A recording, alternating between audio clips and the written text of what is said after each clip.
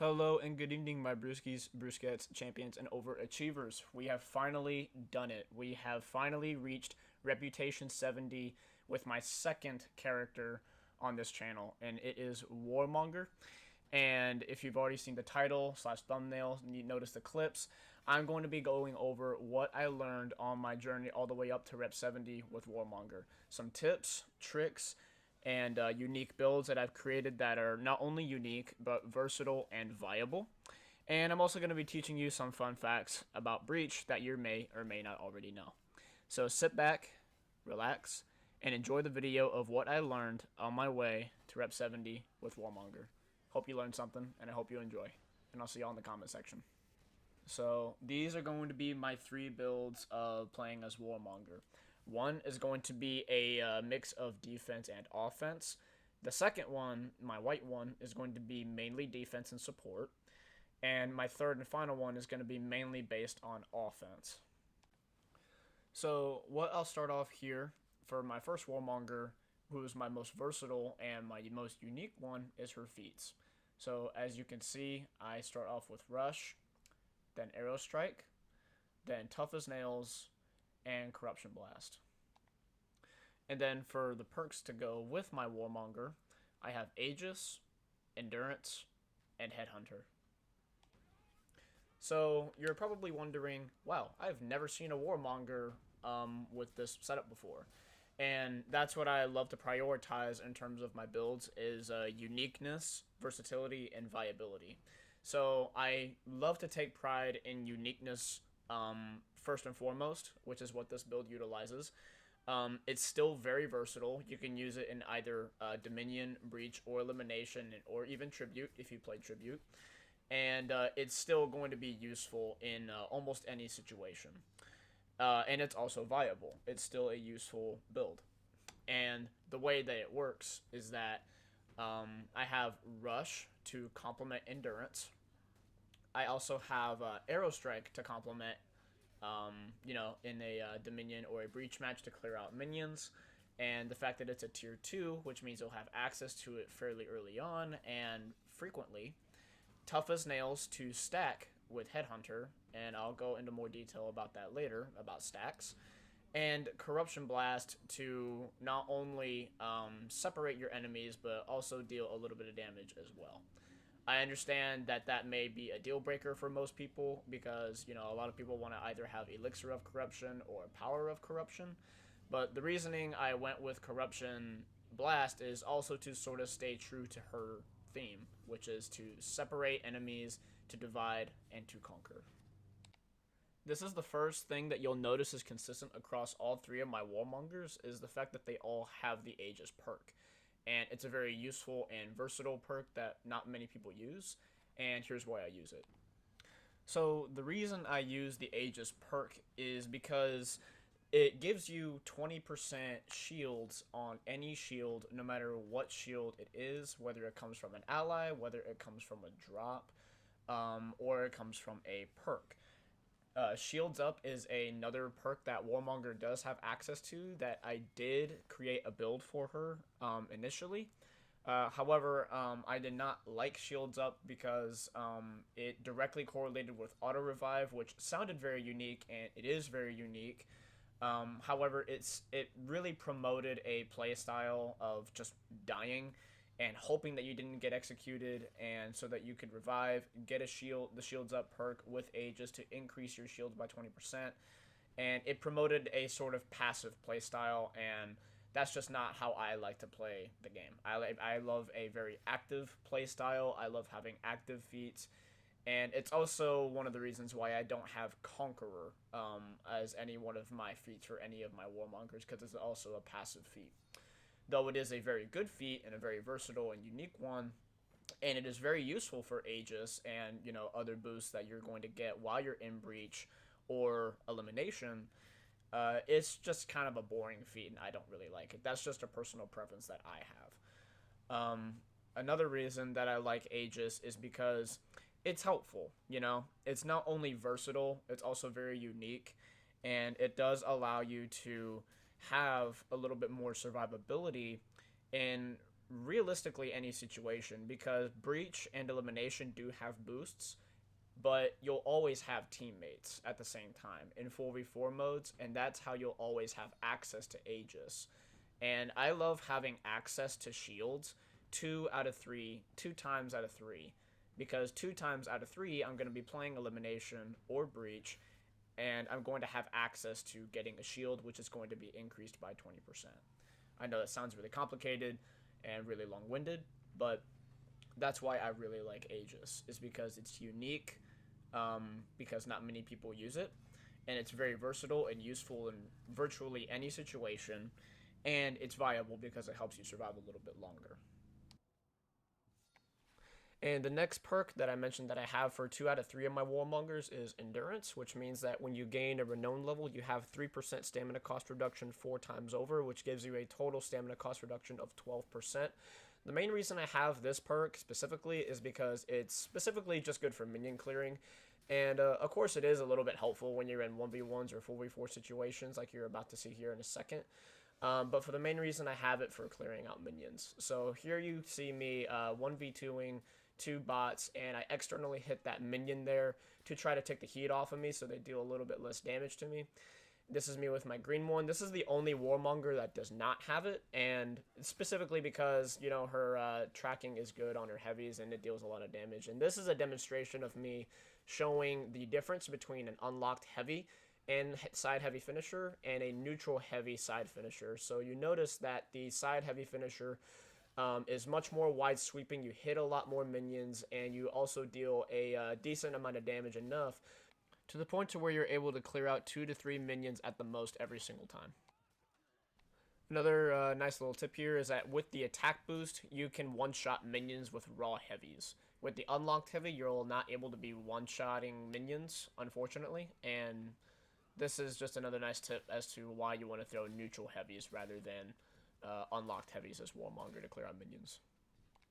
And the third and final perk that I have for both my pink and my green Warmongers is Headhunter, which, as you know, means that with every execution you get, whether or not it's a bot or a player, as long as they're unique and it's not the same bot or player executed, gives you an additional 4 hit points, with a total of 16 health points maximum that you could get, and equates to roughly about half of an extra bar added to your total health bar. Now, I mentioned earlier that Headhunter and Tough as Nails do indeed stack. So now I'm going to show you a few clips of me in a Dominion match that I started, showing me my base health, my health after I activated my Headhunter perk to the maximum, and with Tough as Nails and Headhunter both active at the same time.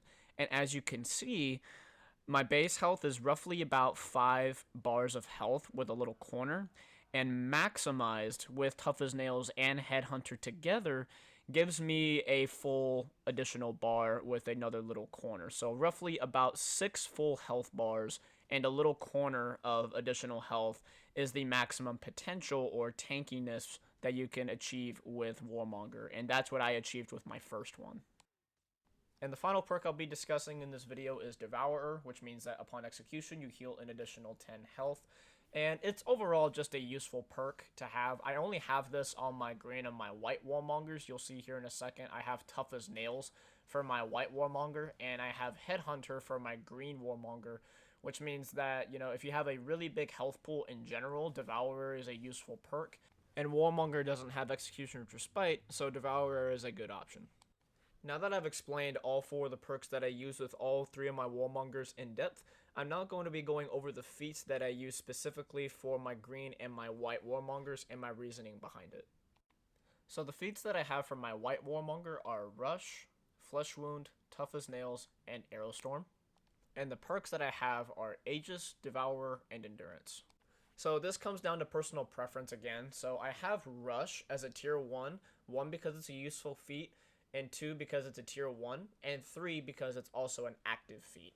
I feel very immersed and active when I'm playing the game when I have Rush. And another little fun fact is that Rush gives you 30% movement speed, and the flag in either Breach or Tribute lowers your movement speed by 30%. So if you activate Rush, which is a tier 1, so you're going to have access to it very early on, it's going to give you that 30% movement speed. And if you pick up the banner, which negates your 30% movement speed, they're going to cancel each other out, and you're going to be moving at normal speed rather than 30% less movement speed. So that's a little tidbit for you right there that you can take as well. I also have Flesh Wound as my tier 2, and I also have Tough as Nails as my tier 3. Flesh Wound negates the damage that you take by 20% for, I believe, a second and a half, and that specifically is meant to go with Aegis, so that I'll take less damage while I have a shield, kind of working similarly as the Last Stand and Vengeful Barrier bug, which I'm sure they're going to patch in the future. It also is helpful when you clear out minions when you have the Endurance perk as well. So that's kind of the synergy that I was trying to make as well. Trying to make my White Warmonger super tanky. And that's also why I have Tough as Nails. And the reason I don't have Headhunter to go with Tough as Nails to make my Warmonger as tanky as possible is because of the theme that I have with my Warmonger. Again, it's a personal preference. I personally love roleplay. I love RPG, and I love playing with my role. Being, a white knight that is not malicious whatsoever. This build does not use corruption whatsoever. So if you want to run a no corruption build that is also tanky, versatile, and very much unique, I would highly recommend this build. And to at least help out in clearing out minions or even damaging the ram, I also have Arrow Storm, which I did not even realize you could physically damage the ram until later on towards the end of my Rep 70 career with Warmonger. So that's something that you could also keep in mind as well.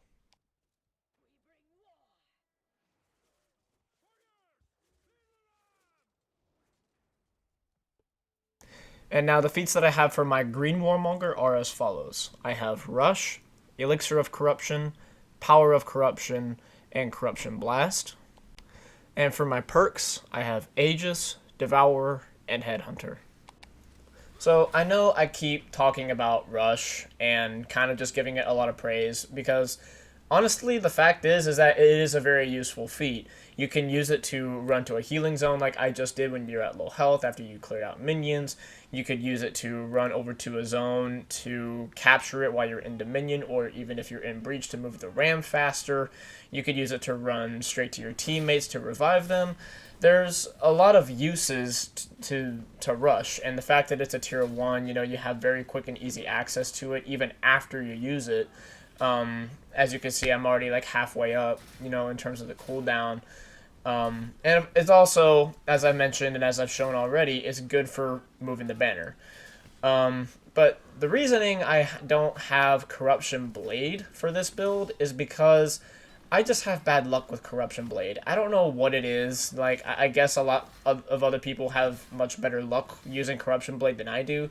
But for whatever reason, every time I activate Corruption Blade, for those of you who don't know, Corruption Blade means that you infect your blade, you hit somebody successfully, and it essentially isolates them from their team, and it doesn't make anyone want to come close to you, and you gain health and you deal more damage to them.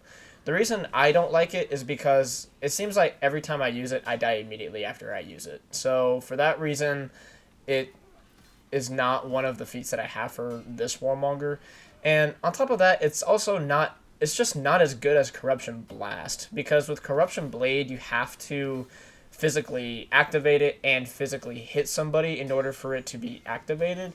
And you have to put a little bit more work into actually hitting somebody with it. And you can only infect one person with it on top of that. Versus Corruption Blast, where you can just pop in the middle of, the whole team and, infect everybody and get a lot of damage off and separate everybody, which is what it's meant to do. And for my final 3 feats, I'll explain just all at once since they all complement each other. My tier 2 is Elixir of Corruption, tier 3 is Power of Corruption, and my tier 4 is Corruption Blast. So the way that these all work together is that Elixir of Corruption gives you health based on, however many enemies are corrupted. Power of Corruption increases the damage of corruption dealt, and Corruption Blast affects everybody or every enemy that is in a small radius. And the way that the healing works, the Elixir of Corruption specifically, you heal the amount of corruption damage that you deal. And if you're going to be dealing more corruption damage via Power of Corruption, that means you're going to be healing for that amount. So let's pretend, for example, I don't know the exact number on how much damage you deal when you have Power of Corruption active, but let's pretend it's 30. So you deal damage through corruption to an enemy by 30 points. You deal 30 damage to them via corruption. You have Elixir of Corruption active. You're going to be gaining 30 health back. That's why Elixir of Corruption and Power of Corruption are together on this build, and this build alone, honestly, because Elixir of Corruption by itself does not yield a whole lot of health. I did have a build before with my my pink Warmonger that had, I believe it was Conqueror, Elixir of Corruption, Tough as Nails, and Corruption Blast. I had those feats equipped, and when I used Corruption Blast to attack my enemies, I did not get a whole lot of health back. And another build that I had, the Shields Up build, which actually had this green Warmonger's outfit, my feats were as follows. I had Corruption Blade, you know, the one where I have all the bad luck, Elixir of Corruption, Tough as Nails, and Auto Revive. Very unique build, kind of boring, but I also did not gain a whole lot of health back because I did not have Power of Corruption. It could also be due to the fact that I had Corruption Blade and I did not deal a whole lot of damage with Corruption Blade, you know, towards my enemies. But that's what I've noticed in the time that I did have that build equipped at the time. And to tie my perks into this, I have Devourer to give me, you know, that increased health gain because of my big health pool due to Headhunter. Yes, I know I do not have Tough as Nails, but I do like to have that Power of Corruption there, so it heals me very quickly and very easily, especially with Corruption Blast.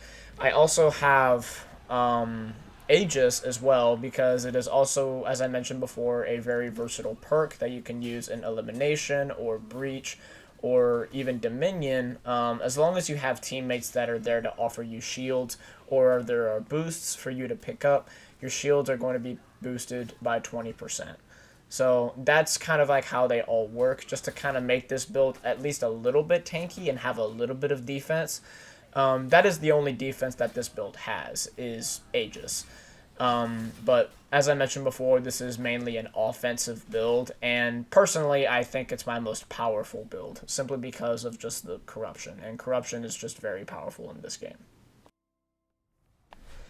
And for those of you who stayed tuned for this long in the video, thank you so much for sticking around this long. This took a long time to edit, a long time to get the clips, and a long time to get these builds, and certainly a lot of reps. I really do thank you all so much for your constant support on my shorts that I upload semi-daily of actually trying to get into For Honor myself, or to see if it can even be done. The reason I'm doing it is because, you know, no one else is doing it, and it's a nice, easy way for me to get consistent content out every single day.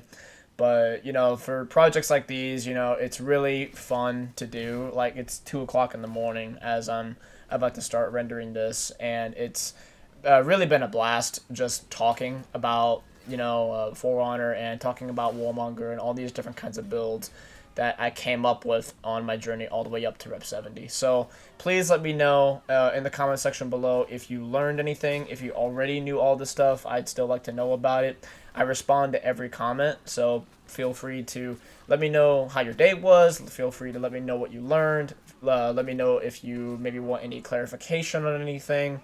I've played the game for about 6 years, so I know quite a bit about it, but even then I'm still learning a lot of stuff about it, which is why I want to continue to do this series, getting every single character up to Rep 70 so that I can learn more secret and cool ways on how to play the game.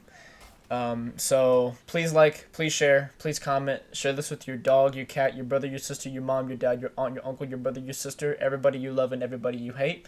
And I will catch you guys and gals and brewskis and brewskets in the next episode.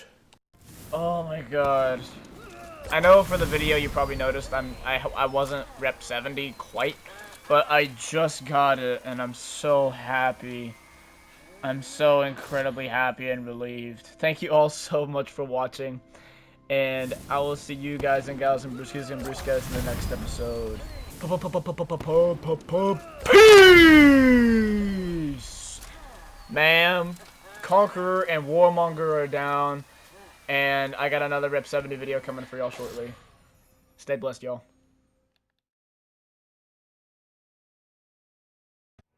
Come on, hurry up, it's agonizing. Oh, I wonder what my next Rep 70 is gonna be. I honestly hope it's gonna be like, PK would honestly be awesome.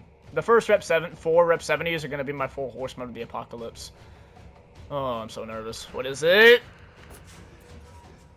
Warden! Okay! With the update coming, hey, let's go!